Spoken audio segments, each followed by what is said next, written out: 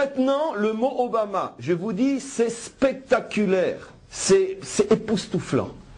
Le mot Obama, il y a dedans, je vais prendre les lettres. Aleph, Bet, il y a Av, qui est le Yud, qui est la première lettre du nom divin. Première lettre. J'ai donc utilisé ces deux lettres-là. Il y a M, Aleph Mem. Il y a M.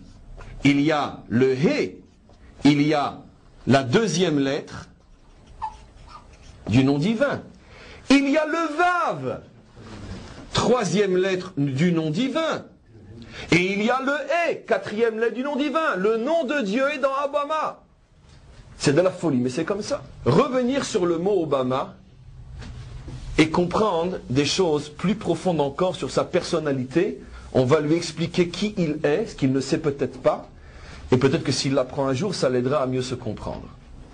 Ma tête, elle a commencé à partir dans tous les sens, pas possible. Il faut comprendre, mais qu'est-ce qui se passe ici? C'est des révélations trop fortes. Qu'est-ce qui se passe? Cette élection marque une étape de plus dans ce qu'on appelle la guerre de Gog et Magog, dans cette pression des nations sur le peuple juif pour ce que eux appellent le ta'alir de paix, qui déchiffré en bon français signifie la destruction de l'État d'Israël.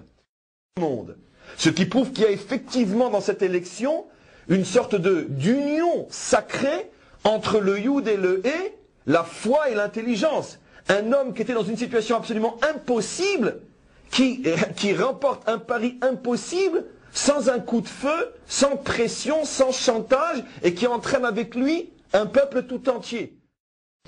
Quand un Américain, il entend le mot Obama, à quoi normalement il devrait penser? Osama, je précise, c'est pas qu'Obama est Osama, mais ça devrait lui faire référence à un nom dont il a peur. Quand il l'entend, quand il sait qu'en plus il s'appelle Hussein, ça lui fait penser au deuxième ennemi numéro 1 de l'Amérique, Osama et Hussein. Avec deux noms pareils, la première chose que ses conseillers de campagne auraient dû lui dire, c'est mon ami, change de nom. Change de nom. Appelle-toi Mac Johnson. Mais c'est impossible avec des noms pareils, t'as aucune chance. Il dit non. Non. Moi je garde mes noms Hussein et Osama. Ceux qui révéleront, comme ça a été le cas, Hussein et Obama, ceux qui révéleront, j'appelle Hussein, je ne nierai pas. D'accord? Et je m'appelle effectivement Obama et fier de l'être. Ceux qui veulent entendre Osama, c'est leur problème. Mes amis, je vous pose la question. Imaginez-vous qu'en Israël, quelqu'un qui s'appelle Adolf Hitler se présenterait aux élections. Adolf Hussein, il s'appelle Hussein, ça n'a pas été changé. Au lieu de Hitler, on met Hitler. Il a des chances. C'est ce qui s'est passé. Je répète, pas que Chasvé Shalom, il y a une allusion entre lui et ces tristement célèbres personnages. Mais je dis, est-ce que le citoyen moyen aurait pu croire? Oulala, un nom pareil, ça me fait peur. Vous imaginez un Israélien voter pour un Adolf Hitler? Ils ont voté pour un Hussein. Grâce à cette élection, nous avons tourné la dernière page du livre de l'exil. C'est-à-dire, nous sommes en train maintenant de lire la dernière page du livre de l'exil.